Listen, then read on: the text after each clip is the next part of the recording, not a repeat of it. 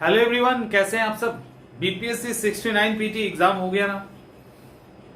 और जिस तरह से आजकल मूवी का रिव्यू आता है उस तरह से सोशल मीडिया वाले रिव्यू भी ले रहे हैं स्टूडेंट्स के। पेपर कैसा रहा, आपने कितना बनाया, स्कोर कैसा रहा। और जैसे मिक्स रिव्यू आता है उसी तरह से मिक्स रिव्यू आ रहा है। हम लोग इस वीडियो के थ्रू जानेंगे कि सवाल पेपर को पूरी तरह से एनालाइज करने की कोशिश करेंगे। ये सवाल मतलब अभी जो एग्जाम दिए हैं उनके लिए भी और जो अपकमिंग एग्जामिनेशन है उनके लिए भी है। सवाल कहां से आया, किस सब्जेक्ट से कितना आया, सवाल का स्तर क्या है, एक स्लाइड आ रहा होगा। सवाल का स्तर क्या है, पेपर अच्छा जिसका गया उसका क्यों गया, जिसका अच्छा नहीं गया उसका क्यों नहीं गया। इस तरह के पेपर में अगर आगे आता है तो तैयारी कैसे करें और कट ऑफ कितना हो, यही है ना। कट ऑफ भी कितना हो ये भी है। देखिए सवाल कहां से और कितना आया, अगर इसकी बात करें तो अगर पूरा क्वेश्चन पेपर देखोगे तो एक बैलेंस अप्रोच पेपर के अंदर रखा गया है। यानी बैलेंस अप्रोच इसलिए कहा जा सकता है, यूपीएससी जब 100 क्वेश्चन है उसके पहले का 150 वाला जो था ना सिस्टम, उसके अंदर जैसे जैसे क्वेश्चन फॉर्मेट हुआ करता था उसी क्वेश्चन कितने क्वेश्चंस किस सेक्शन में आएंगे, लगभग उसी फॉर्मेट को बीपीएससी ने फॉलो करने की कोशिश की। जब यूपीएससी का 150 वाला फॉर्मेट था उसी फॉर्मेट को लगभग इन्होंने कोशिश किया है और उसी के आसपास क्वेश्चन इन्होंने रखा है। फॉर्मेट वही है, क्वेश्चन स्टैंडर्ड वही है, अब इस पर भी बात करेंगे। इसमें अगर ठीक से आप देखें तो मॉडर्न हिस्ट्री का लगभग 20 सवाल, एंशिएंट हिस्ट्री से 8 सवाल, मिडाइवल हिस्ट्री से 5 सवाल, यही पहले भी होता था। एक दो नंबर आगे, एक दो क्वेश्चन आगे पीछे। पॉलिटी से 13 और इकोनॉमिक्स 13, ये भी लगभग ऐसे ही होता था, 15 तक वेरी करता था। फिजिक्स से 9, केमिस्ट्री से 4 और बायो से 9। करंट अफेयर्स की बात करें लगभग 22 क्वेश्चंस दिख रहे हैं। ज्योग्राफी से अच्छे खासे सवाल है, 19 क्वेश्चंस हैं। बिहार स्पेशल से 9 क्वेश्चन, करंट अफेयर्स से अगर हम एग्जैक्ट देखें तो 1 क्वेश्चन दिख रहा है। मिसलेनियस में 9 क्वेश्चन है। अब थोड़े बहुत आप इधर उधर इसको कर सकते हो, ठीक है ना। कुछ क्वेश्चंस को यहां डाल सकते हैं, कुछ को वहां डाल सकते हो, तो थोड़ा बहुत आंकड़ा इधर उधर हो सकता है। 10 क्वेश्चन मैथ के। सब्जेक्ट वाइज अगर हम इसको तोड़ें तो इसी तरह से ये टूट रहा है। मॉडर्न हिस्ट्री का वेटेज जैसे होता था पहले वही है, उसके बराबर में ज्योग्राफी को लेके आया गया है। साइंस एज यूजुअल जैसे था। पॉलिटी इकोनॉमिक्स इतना ही आना चाहिए था, 15 अंडर 15 आया, तो एक बैलेंस क्वेश्चन पेपर बनाया गया है, इसमें डाउट नहीं है। अब सवाल है कि क्वेश्चन जो बनाया गया पेपर, उसके अंदर सवालों का स्टैंडर्ड क्या था। क्योंकि जब टीचर का सवाल बीपीएससी ने पूछा तो घबराहट हो रही थी कि पता नहीं ऐसा ही कुछ अनाप शनाप टाइप के सवाल पूछे जाएंगे क्या। पेपर को अगर ठीक से देखेंगे, जिस तरह से अतुल सर का नेचर है कि क्वेश्चन टफ बनाना है, तो उन्होंने इसको भी बनाया है, फंसाने की कोशिश की है, इसमें कोई दो राय नहीं है, ठीक है। सवाल के स्टैंडर्ड की बात करें तो इजी इसको बिल्कुल नहीं कहा जा सकता। 5-10 सवालों के कारण कोई पेपर आसान नहीं होता। इस पेपर के स्टैंडर्ड को अगर आप कहीं डालना चाहते हैं तो मेरे हिसाब से ये मॉडरेट टू टफ के अंदर आएगा। मॉडरेट के अंदर भी अगर लेवल 1, 2, 3, 4 होता है तो टॉप लेवल पे आप इसको रख सकते हो। मॉडरेट में भी मतलब समझिए कि ये मोस्टली जो मैक्सिमम सवाल जो है ना वो टफ कैटेगरी के अंदर आएंगे, कुछ जो बचेंगे वो मॉडरेट में आएंगे। एकदम से 5% के आसपास सवाल ऐसे भी हैं कि जिसको एकदम 5 to 10% कह सकते हो जो इजी क्वेश्चन है, अदरवाइज उसके बीच में कहीं घूम रहा है। तो पेपर आसान नहीं। एग्जाम हॉल में बैठकर इस पेपर को बनाना वो और भी मुश्किल है। बाहर बैठ के एनालाइज करना, बाहर बैठ के पेपर को देखना, ये थोड़ा सा आसान होता है, लेकिन आप एग्जाम हॉल में अगर बैठे हो तो वहां पे पेपर सॉल्व करना थोड़ा सा मुश्किल है, क्योंकि पढ़ने में टाइम बहुत जाता है और पढ़ने में टाइम गया है ऐसे इंफॉर्मेशन हमारे पास है। और पेपर जब मैंने भी देखा तो ऑब्वियसली इसमें पढ़ने में टाइम जाएगा। अब सवाल है कि पेपर अच्छा क्यों नहीं किया। देखिए इस एग्जाम का पेपर अच्छा भी गया है और अच्छा नहीं भी गया है। बीपीएससी को जो शुरू से हल्के में लेते आ रहे हैं, बीपीएससी देखो एक जब हुआ ये कि यूपीएससी ने भी जब अपने पैटर्न को बदला था ना, तो यूपीएससी भी पैटर्न को जब बदल रही थी, क्वेश्चंस पूछने का तरीका जब बदल रहा था, तो एक बड़ा चेंज 2010 के बाद दिखना शुरू हो गया था और ये लगा था कि ये आगे जाके सीसेट के लेवल पे रुकेगा, मतलब बदलाव दिखने लगा था। इवन उसके पहले से ही दिख रहा था, तो वो बदलाव इनको करना था, ये पहले से ही उनका पूरा प्लानिंग था। बीपीएससी में भी बदलाव करना था, तो बदलाव सिर्फ क्वेश्चन पेपर लीक होना, सही क्वेश्चन सेट करना ही नहीं होता है। बदलाव का मतलब ये भी होता है कि आप पीसीएस लेवल पे क्वेश्चन को सेट करें, ये भी बदलाव होता है ना, ये भी एक बदलाव होता है। ये भी बदलाव किया गया। अब जो इसमें अब दो तरह के स्टूडेंट है, देखो अलग अलग राय आपकी हो सकती है क्वेश्चन पेपर को लेकर। कुछ लोगों को बहुत टफ लगेगा, कुछ लोगों को ठीक लगेगा, कुछ लोगों को लगेगा नहीं ऐसा ही आना चाहिए, कुछ लोग कहेंगे ऐसा क्यों आता है। तो सबकी अपनी अपनी राय हो सकती है। उसी में मेरी भी एक राय है, वो ये है कि पेपर इनका ठीक है, पेपर ठीक है। थोड़ा सा बस ये ध्यान रखना चाहिए था कि बीपीएससी के स्टूडेंट जिस लाइन लेंथ पे तैयारी करते हैं, इवन बीपीएससी एक यूपीएससी नहीं है, इस बात का ध्यान रखना चाहिए था और रखा भी, ऐसा नहीं कि नहीं रखा है। कुछ क्वेश्चंस एकदम से अगर मुश्किल है तो वो ऐसे होने भी चाहिए। तो ओवरऑल मुझे पेपर अच्छा लग रहा है, पेपर बैलेंस में।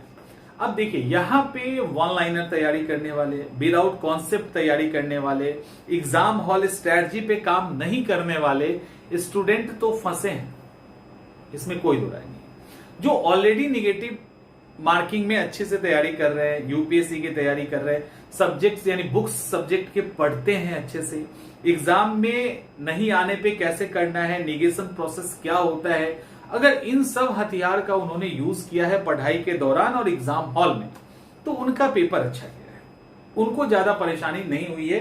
क्योंकि निगेशन इन्होंने बहुत अच्छा, निगेशन बहुत अच्छा लगा है।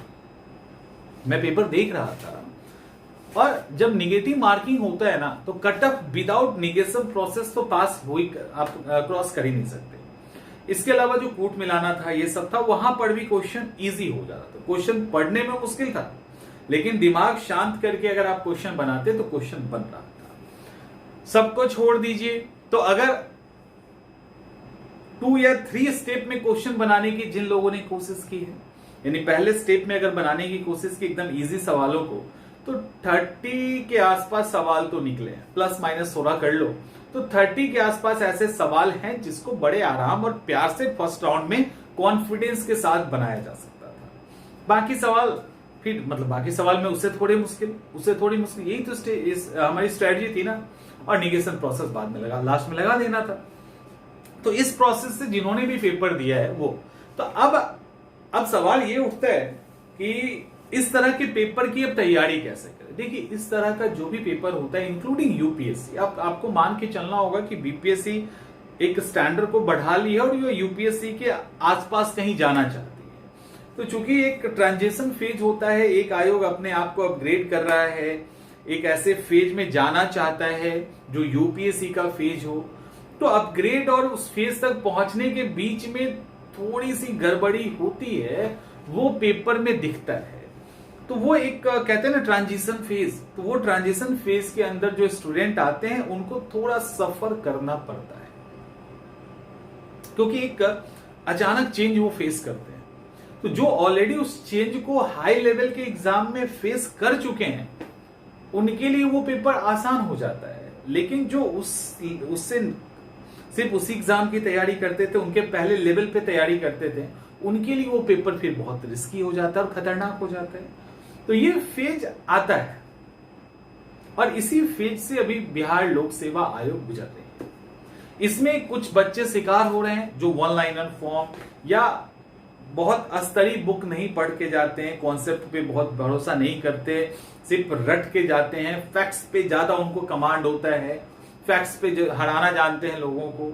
तो ऐसे स्टूडेंट सफर कर रहे हैं। तो आपको अब बिहार लोक सेवा आयोग का एग्जाम निकालना है तो स्टैंडर्ड तरीके से पढ़ना पड़ेगा, अच्छी किताब, अच्छे गाइडेंस में, एक अच्छे तरीके से प्लान करके आपको पढ़ना होगा। और इस तरह का एग्जाम सिर्फ पढ़ाई से नहीं निकलता, इस बात का जिक्र शायद मैंने पहले कई बार किया है कि जब पेपर या एग्जाम आप जब हायर पोस्ट के लिए एग्जाम देते हो ना, उस एग्जाम में सिर्फ आपकी पढ़ाई मायने नहीं रखती। जैसे आप अगर रेलवे एसएससी का एग्जाम दे रहे हैं ना, या आप कोई भी ग्रुप डी का एग्जाम दे रहे तो वहां आपको फैक्चुअल कमांड है, फैक्ट्स पढ़ो दे दो, आपके टेम्परामेंट बहुत मायने नहीं रखता। लेकिन जब आप उस यूपीएससी लेवल का, पीसीएस लेवल का एग्जाम देते हैं तो एग्जाम के साथ टेम्परामेंट, आपका एटीट्यूड, आपका मतलब आपका जो अप्रोच है चीजों को पढ़ने का वो होना चाहिए। और यहां पे दिक्कत है ये स्टूडेंट्स के बीच में कि वो इसको सुनना भी नहीं चाहते। उनको लगता है नहीं हम इसी में देंगे, ये सब होता क्या है, करना ही नहीं।